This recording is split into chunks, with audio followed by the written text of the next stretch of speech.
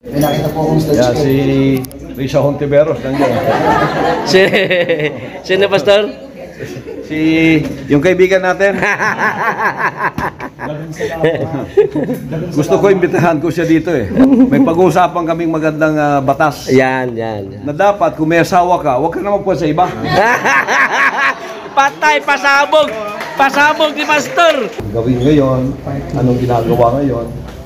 So, what are you talking about, guys? Sir, with regards po sa ating parking, sa ating opening door, Yung parking.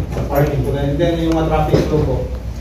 Sa in and out ng mga vehicles from north to south, so meron po tayong mga provided po ng mga tinatawag po natin rubber cone sa main highway para at least po isang lane lang po yung dadaanan natin, pipila lang po tayo papasok dito sa loob. Then, exit pa isa lang. Isa lang po, para hindi na tayo naka-obstruction dito sa mga highway. Oo.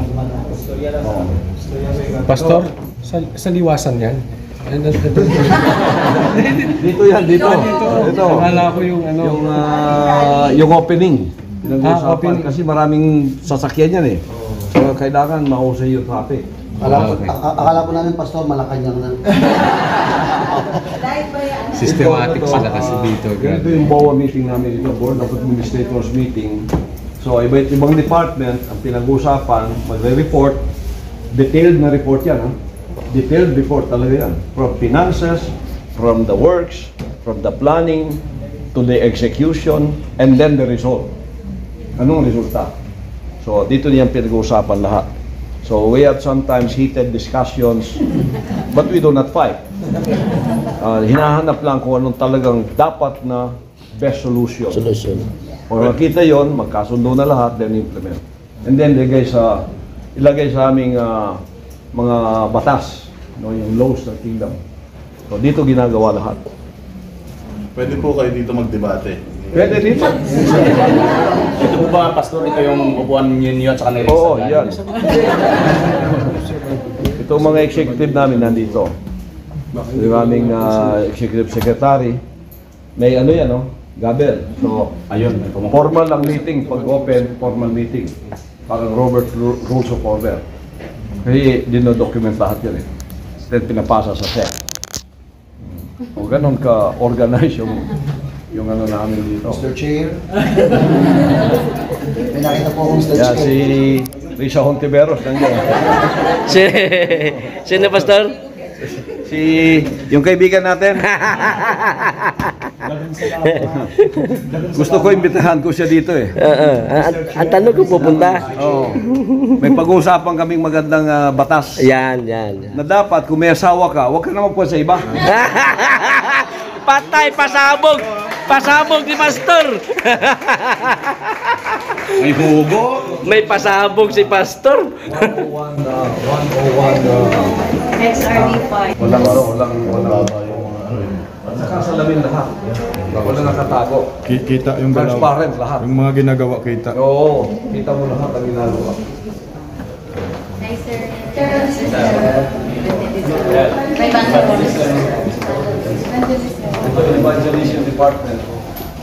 Yung kung paano ginagawa yung evangelism plans sa buong sanlibutan. Palagi yan meeting. Parang cabinet meeting araw-araw. Kasi buong sanlibutan yan eh. Dito pinaplano lahat. Tulad ngayon sa buong sanlibutan. Yung sa Western nations tulad ng US, Canada. Basta doon banda sa Northwest. Asia, Middle East, South America, Australia, and New Zealand, and then Philippines. Yung 7 million na yun, nakatutok lahat dito. So lahat ng reports pumapasok sa kanila.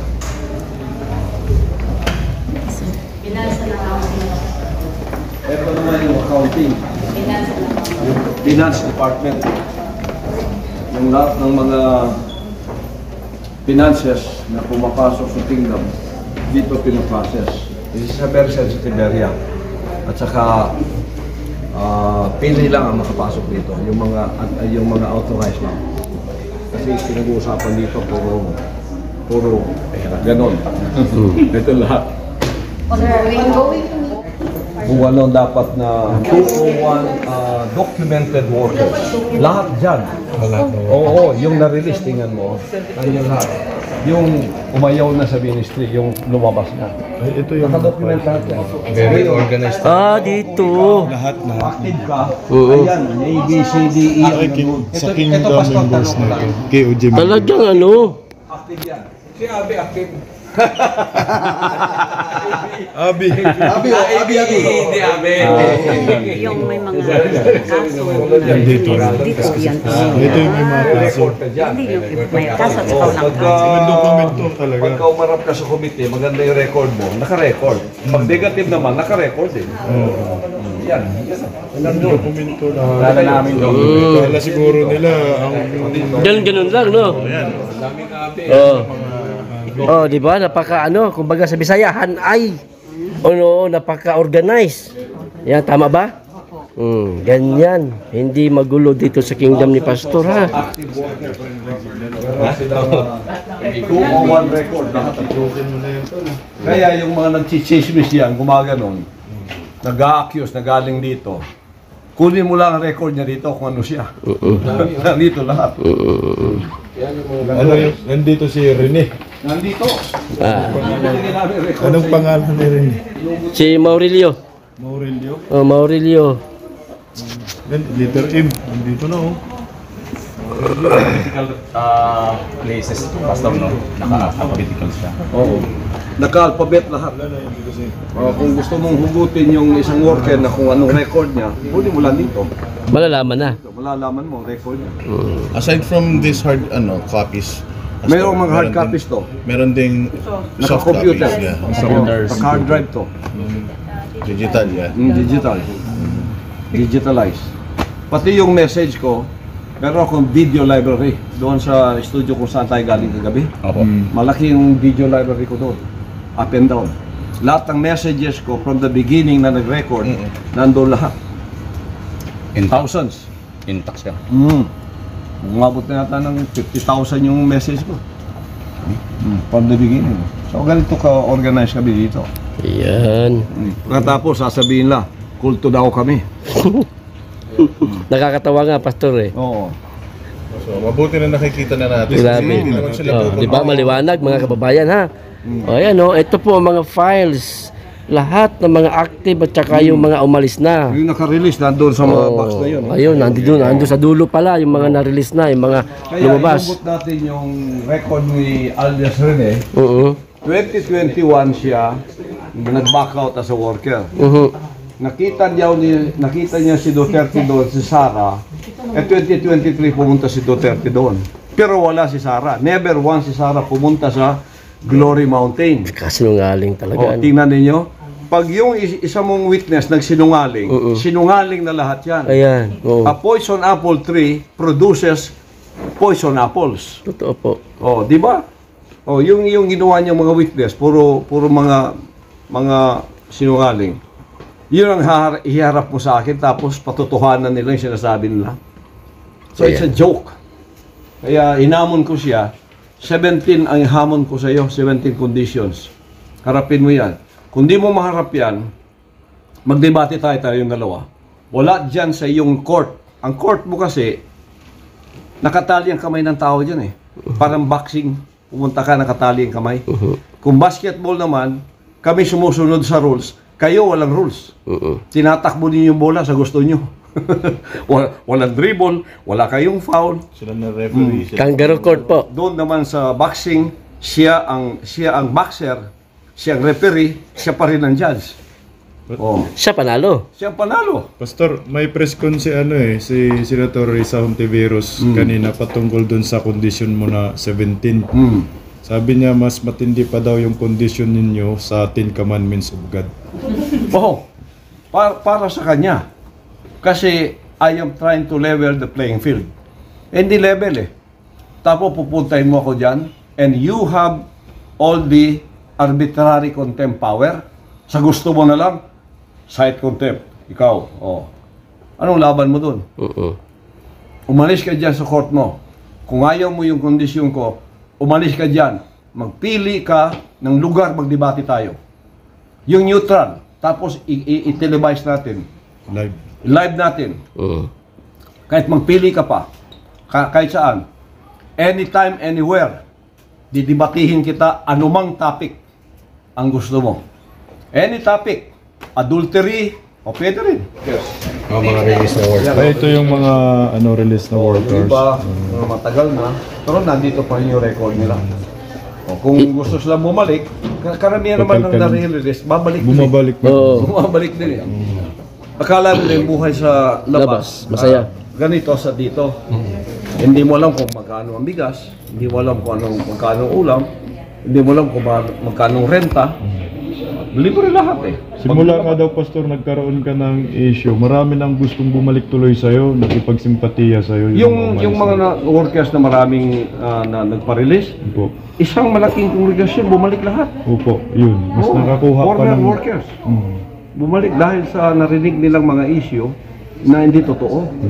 Kasi dito, pag ayaw mo na, punta ka dyan sa SRB. May lawyer dyan, merong kinatawan dyan sa committee. Sasabihin sa iyo the reasons. Gagawa ka ng document. And then, ipirmahan ng lawyer, release mo, mga papers, gano'n. Then, sasabihin sa iyo, saan mo gustong pumunta? Pamamasihan ka pa. Anong gusto mong transportation? Aeroplano? O, magkano yung gusto mong pabaon? Bigay sa iyo. Ganun yung dito. Pag gusto silang bumalik, may proseso pa rin po na May sinusunod. proseso na naman sila nadaanan. Yung process of coming back. Pero dapat hindi siya nanira sa labas. Pag nanira siya sa labas, Di siya tulad nito, ay anathema na yun dito. Mortal sin yun dito. Hindi ka na makabalik. Because you destroyed your testimony. Pero yung hindi lang kaya ang standard.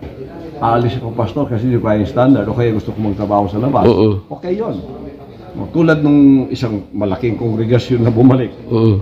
Mga siguro, mga more than 100 sila eh. Wow. Di ba? Bumalik. O, hindi nanira yun.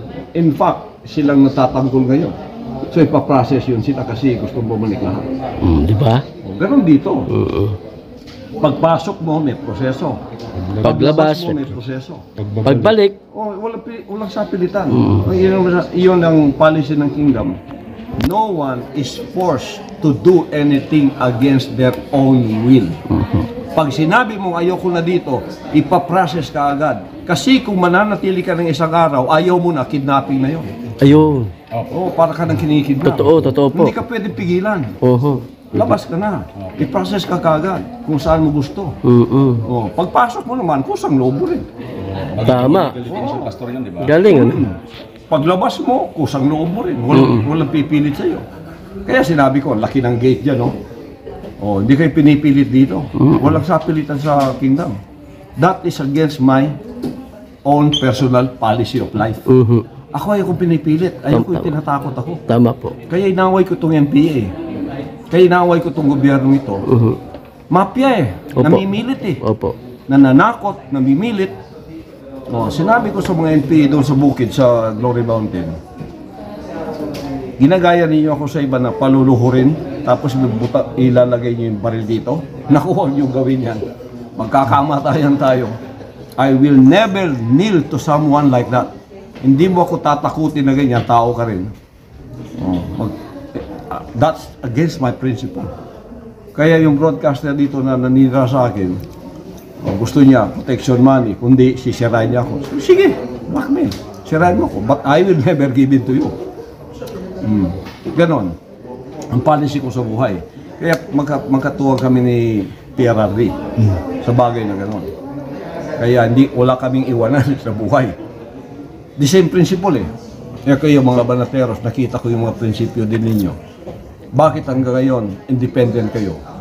Bakit hanggang ngayon, nasa tamang lugar kayo?